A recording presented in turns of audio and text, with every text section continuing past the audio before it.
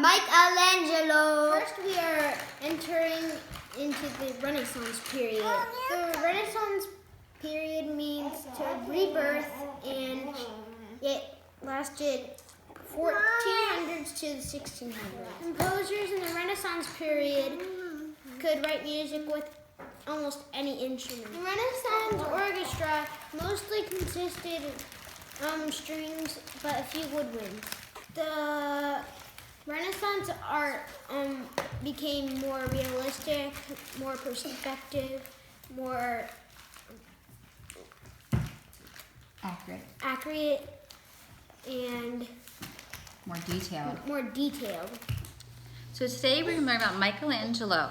He's a sculptor, a painter, an architect, and a poet.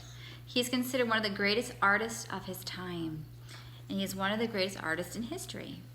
Michelangelo was the first Western artist whose biography was published while he was still alive. Usually biographies are published after the artist or musician dies, so that was cool. He was born in 1475 and he died in 1564, and he was from Italy. So in your student guide, you will be able to cut out a picture of Italy, and we can paste it right where it belongs. Here is a picture of Michelangelo. Here is Italy, where Michelangelo was born. The one that looks like a boot. Just to give you some background, some things going on the time that Michelangelo was alive are the following things in history. In 1509, Henry VIII became the King of England. In 1517, the Protestant Reformation began. And in 1519, the Spanish conquest began in South America. The first piece of art that we are going to look at from Michelangelo is called Pieta. The sculpture was created in 1498 to 1499, and it's made of marble. It's a very hard stone. The sculpture is now in the St. Peter's Basilica in Vatican City. It is the only piece of artwork that was signed by Michelangelo, so his name is on there. This picture depicts Jesus on the lap of his mom, Mary, after he was crucified. A sculpture is a statue that is made by carving or chiseling wood or stone, or by making with modeling clay, or casting, which is melted metal. So you make a big 3D image out of those things. Michelangelo is quoted saying that every block of stone has a statue inside of it.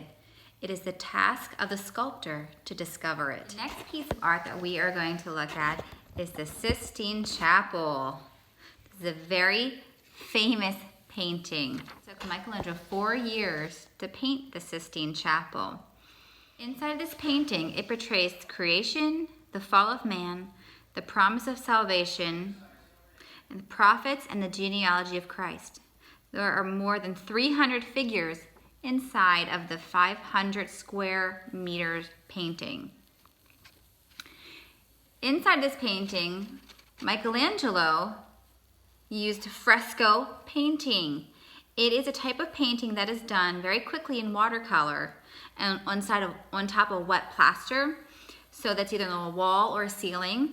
And so the color starts to penetrate within that plaster and becomes fixed as it dries. So I guess it's kind of like when you paint your walls, you're kind of painting and the paint starts going into the plaster. So it is very permanent. The third piece of artwork that we are going to examine today is called The Last Judgment. The Pope commissioned Michelangelo to paint a fresco of the Last Judgment on the altar wall of the Sistine Chapel. He started this painting 25 years after he completed the Sistine Chapel. And the painting shows the second coming of Christ and the eternal judgment of people. He painted the Last Judgment from 1536 to 1541. And the word commission, it means to be given a specific task to do or to create something. So it's kind of like he was asked to make this painting specifically by the Pope. The fourth piece of art that we are going to examine today by Michelangelo is called Madonna of Bruges. This is a sculpture that is made of marble, and it depicts Jesus as a child on top of his mother Mary's lap. It is the only sculpture by Michelangelo to leave Italy during his lifetime. It was purchased by a family in Bruges, Belgium. And so marble is a type of limestone that is capable of taking a high polish, and it's used a lot in architecture and sculptures.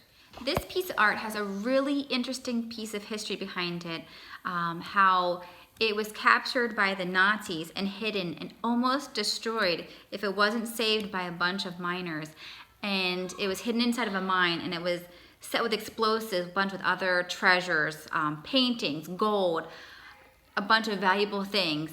And it was set to explode, and we would have lost this beautiful sculpture, except there were a bunch of brave miners that went in and rescued all of this treasure. So we're very thankful for those brave people that risked their lives to be able to save this valuable piece of art. Today we are going to use modeling clay. We have Crayola air dry clay. You get a piece of it that is easily moldable, that you can create your own sculpture. Or you can use the modeling clay to be able to roll it flat, to act like it is a wall or a ceiling, and that you can use to paint a fresco to allow it, pretend like it's plaster, and then your paint can penetrate it. You're gonna take your paint and your modeling clay, and you're either gonna roll it flat or make some sort of sculpture, and you have the ability to paint it. So it's kind of like combining both of his styles with fresco painting as well as sculpture to be able to create your own piece of art. What are you making? I'm making a campfire. A campfire. I love it. That's a great sculpture. Good job. James, what are you making? A submarine from Angry Birds 2. A hot dog version. Josiah, what are you making? American flag. I think I'm finished. Okay, hold on. Oh! Ridley, what are you making? I'm just making rainbow. Dad, look, I'm making rainbow water. I'm making blue water. Ridley, what are you making? I have more clay. Water. You're making water? You're just playing in the water? And then your hands are getting messy, aren't they?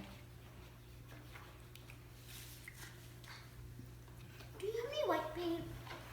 I do have white. Hold on 1 second.